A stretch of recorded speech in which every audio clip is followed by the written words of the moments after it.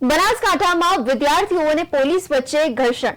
પાલનપુરમાં રજૂઆત કરવા પહોંચ્યા હતા વિદ્યાર્થીઓ। આદિજાતિના છાત્રો પર પોલીસે લાઠીચાર્જ કર્યો છે। કુમાર છાત્રાલયમાં ભોજનનો મામલો બીચક્યો છે।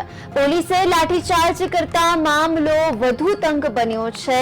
પાલનપુરમાં રજૂઆત કરવા પહોંચ્યા હતા વિદ્યાર્થીઓ। આદિજાતિના છાત્રો પર પોલીસે લાઠીચાર્જ કર્યો છે। મહત્વની ઘટના બનાસકાંઠાથી મળી રહી છે। બનાસકાંઠામાં વિદ્યાર્થીઓ અને પોલીસ વચ્ચે ઘર્ષણ થવા પામ્યું છે।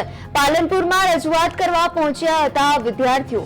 આદિજાતિના છાત્રો પર પોલીસે લાઠીચાર્જ કર્યો હતો। લાઠીચાર્જ કરતા મામલો વધુ તંગ બન્યો છે।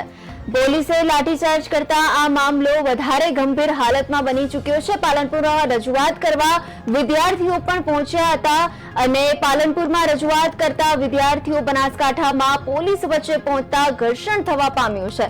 પાલનપુરથી મહત્વના સમાચાર મળી રહ્યા છે કે છાત્રો પર પોલીસે લાઠીચાર્જ કર્યો છે, જે ખૂબ જ આશ્ચર્યચકિત બાબત છે। કુમાર છાત્રાલયમાં ભોજનનો મામલો પણ બીચક્યો છે। પોલીસે લાઠીચાર્જ કરતા મામલો વધુ તંગ થવા પામ્યો છે।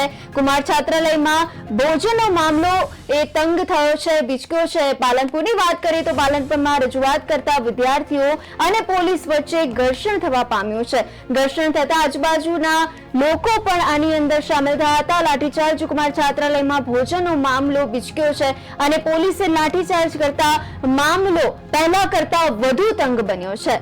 આ કુમાર છાત્રાલયની વાત કરીએ છીએ। પાલનપુરની મહત્વની ઘટના પણ સામે આવી રહી છે કે વિદ્યાર્થીઓ અને પોલીસ વચ્ચે ઘર્ષણ થવા પામ્યું છે, જેને કારણે મામલો ગંભીર થવા પામ્યો છે।